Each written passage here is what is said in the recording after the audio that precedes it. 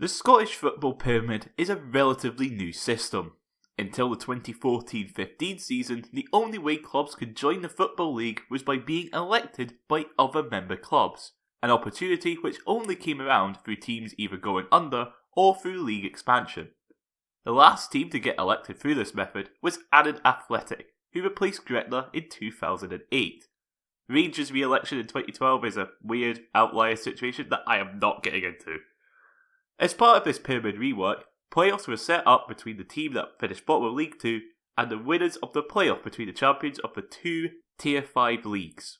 These two Tier 5 leagues are both regional, one being the Highland League, which has been around since 1893, and the Lowland League, which was formed in 2013. On the pitch, the Lowland League has gone from strength to strength, shown by the fact that of the 5 teams promoted through the playoffs, 4 have been from the Lowland League. But off the pitch, the league has been a bit of a mess, with there being a statement put out by member clubs about how the league is run nearly every year, most recently complaining about the Challenge Cup places. So, in this video, I'll be covering the relatively short history of the league and all the madness it has seen from its original foundation election, clubs folding, the B-Team saga, and their complaints about sporting integrity, despite evidence of them not being big fans of sporting integrity. First, we need to go to before the pyramid system existed as we know it today. As mentioned, the pyramid system was not a thing until 2014. Beforehand, it was just the Football League, and then a bunch of regional leagues and the juniors. Juniors is something that I want to cover in a separate video, but basically it's Scottish non-league. As mentioned, the Highland League existed, but for clubs outside of that league, they were associated with a regional league. These being the West Region Juniors, which covered Glasgow, Dunbartonshire, Lanarkshire, Renfrewshire and Ayrshire, East Region, which covered Edinburgh, the Lothians, Fife and the Borders, and the North Region, which covered Aberdeenshire, Angus, Moray and Dundee.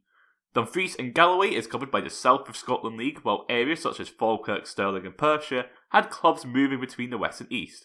Of course, with the East Region, there is also the East of Scotland Football League, which covered the same regions as the East Juniors, but also held Gretna 2008, after Gretna went under, and Annan Athletic. As you can tell, reform was sorely needed, because what on earth is this mess? As part of the SPFL being reformed as the Scottish Premiership came back under the control of the Football League after breaking away in 1995, again something else that will eventually be a video, the SFA decided that a functional pyramid was required, and for this, they needed to make a unified but still regional Tier 5. For the North, it was easy enough with the Highland League existing, but for the Central Belt and the border regions, the SFA needed to create a brand new league. Invites were sent out to clubs in the South of Scotland, East of Scotland and Junior Leagues for a new 12-team league. 3 spots being guaranteed for Preston Athletic, Spartans and Threave Rovers, as they all had SFA licences. The 9 clubs joining them for the inaugural season would be Dalbeattie Star, East Kilbride, Edinburgh City, Gala Ferrydean Rovers, Gretna 2008, University of Stirling, Viola Leaford and Whitehill Welfare. The first season would prove to be a success, with Spartans being the first winners of the league, and with the following season seeing the introduction of playoffs to the SPFL, more clubs would join over the following season. 2014-15 would see the additions of Edinburgh University and BSC Glasgow, and while Edinburgh City would win the league, they would fail to earn promotion, losing to Brora Rangers of the Highland League. 2015-16 would see another expansion with Cumbernauld Colts joining, meaning the league would run with 15 teams, but there would be 3 new teams for the following season. Civil Service Strollers and Hawick Royal Albert would be elected into the league, while Edinburgh City would beat East Stirlingshire to see the Falkirk-based side become the first team to leave the Football League through on-the-pitch results. The league, however, would not be running with 17 teams though, as Threave would leave the league to rejoin the South of Scotland, after they had finished bottom the previous season, along with a second bottom finish the year before. The 2016-17 season would see East Kilbride win the league, 7 points clear of East Stirlingshire, but would fail to earn promotion after losing to Calder Beef on penalties. The other end of the division would see a first as Preston Athletic would be relegated after losing to EduSport Academy of the South of Scotland League in a relegation playoff. 2017-18 would see Spartans win the league but would lose to Cove Rangers in the playoff, Meanwhile, Hawick Royal Albert would be relegated, with Kelty Hearts earning promotion after beating the former members Threave 10-0 in the playoffs. The 2018-19 season would be a strange one, as the season would start with 16 teams, but in August the league would see Selkirk resign from the competition due to financial difficulties, something which the club would never recover from, seeing the club dissolve after 138 years. East Kilbride would win the league again, but would again fail to earn promotion, losing to Cove Rangers. At the other end of the table, Whitehill Welfare would be relegated, with Bonnyrigg Rose taking their place, but the league would return to having 16 teams as Cove would go on to beat Berwick Rangers. So far so good then. Apart from Selkirk going under, the Lowland League has been going well, nothing out of the ordinary, and there's been promotions and relegations, showing how the pyramid is meant to work. Well, the 2019-20 season is where things seem to take a turn, as not only did EduSport Academy become Caledonian Braves, part of this weird online community club which is basically established titles but as a football club. There's a video looking into this, which I shall link here. We saw Kelty Hearts win the league, but not get a chance at promotion. But this wasn't down to anything in their control. COVID happened.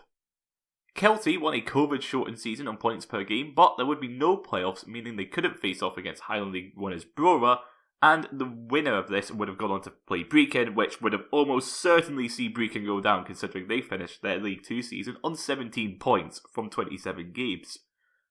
Of course, with the pandemic seeing a chunk of a season unplayed followed by another season behind closed doors, clubs were bound to end up in financial difficulties. With this, the league suspended the start of the 2020-21 season until October, with games being played behind closed doors. This didn't last long, as the SFA suspended the league in January due to rising concerns around the pandemic situation. The league would not restart, and at the end of March, clubs voted to end the season based on points per game again, meaning Kelty won the league despite only playing 13 games. Kelty would go on to beat Brechin 3-1 on aggregate in the playoffs, which didn't involve a Highland League team as they only played 3 games. Strathspey didn't play any, and Forest withdrew before the season started. This was a season which saw Bo'ness United join the league from the East of Scotland League after gaining SFA membership. Vale Leithen would avoid relegation as there was no playoff, despite the fact they finished with 0 points from 12 games and a goal difference of -58. Thankfully, the 2021-22 season would see a return to normality, with fans being allowed back into grounds. But the Lowland League decided to go into overdrive when it came to not being normal. Just be normal! First, we need to talk about Broomhill. Broomhill initially joined the league as BSC Glasgow, the BSC standing for Broomhill Sports Club, as that is who they were affiliated with.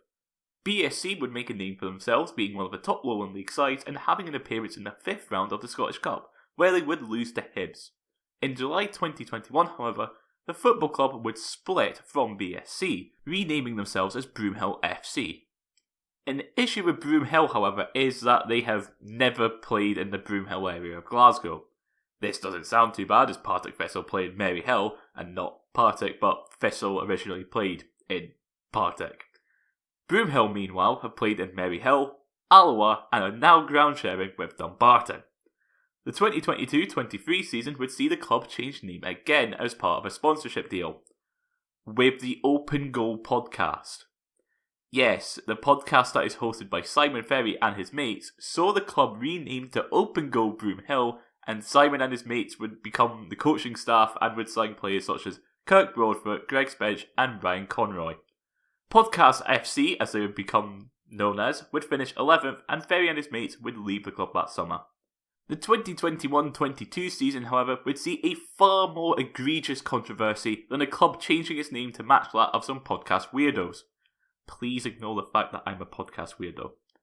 The introduction of B teams.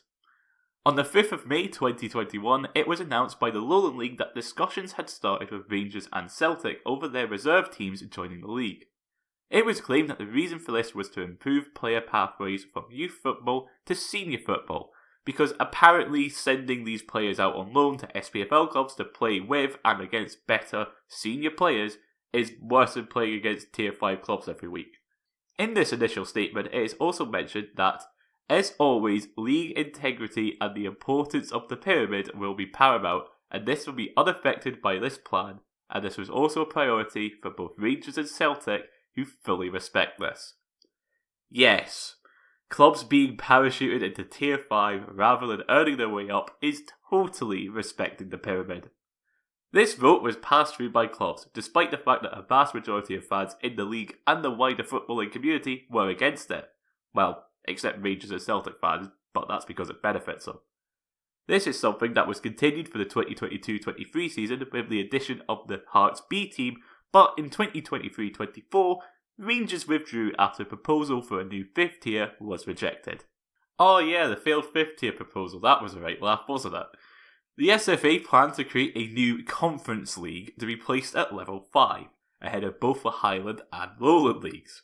This would have seen only 10 teams take part, similar to the Championship, League 1 and League 2 in the SPFL, but instead of taking the 5 top teams from the Highland and Lowland Leagues, it would have seen Celtic, Rangers, Hearts, Hibs, Dundee United and Dundee have their B teams placed in the league, with 2 teams from the Highland and Lowland Leagues.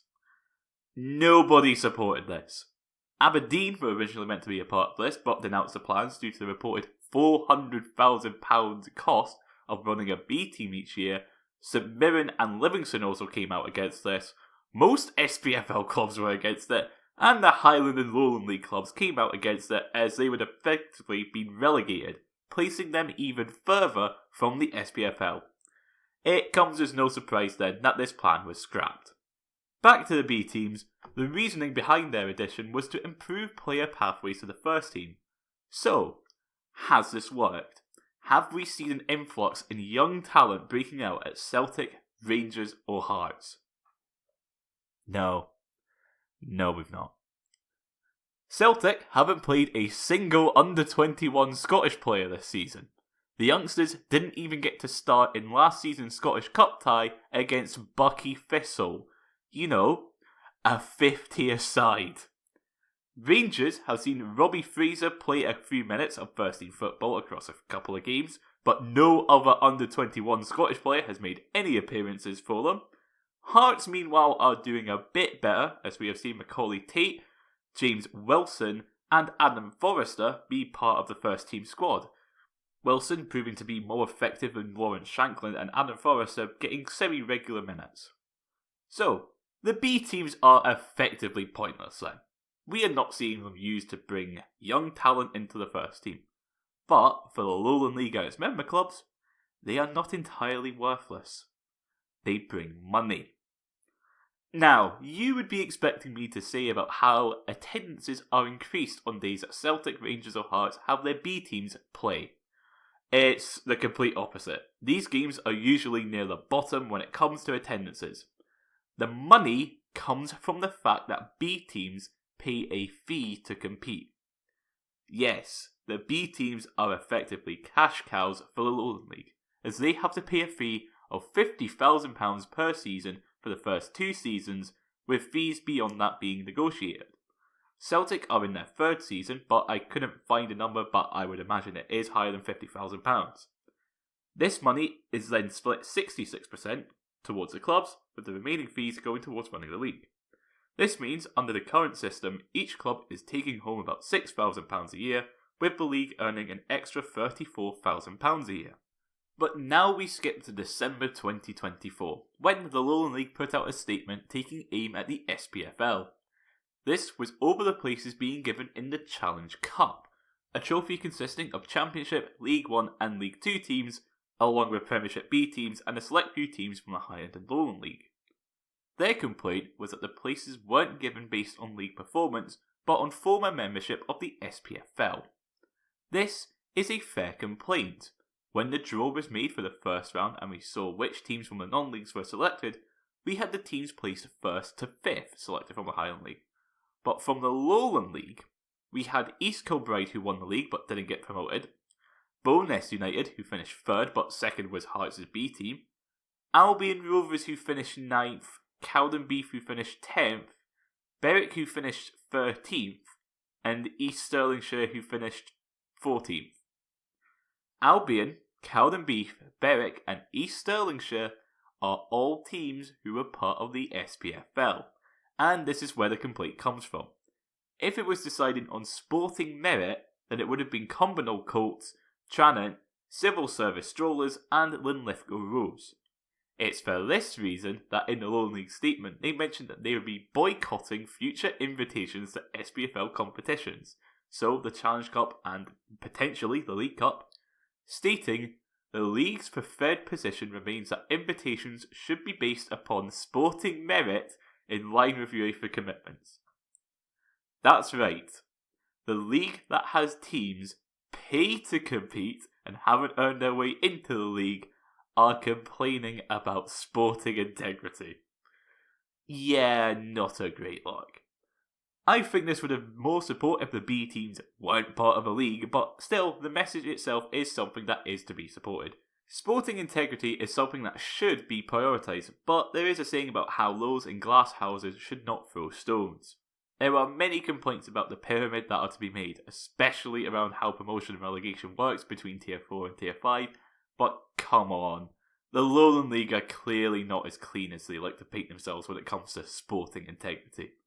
We do now have the issue of clubs in the Lowland League potentially not earning the chance for promotion due to the requirement of an SFA bronze licence, but teams also can't enter the Lowland League if they don't have an SFA entry licence. Clearly, the Lowland League needs to get their act together before firing shots at how other leagues are run. That is all for this video, and I hope that you enjoyed. What are your opinions on the Lowland League and the pyramid as a whole? Should we be allowing B teams into the pyramid? Let me know in the comments below. Of course, liking, sharing and subscribing are all appreciated, and I will see you in the next video. Bye.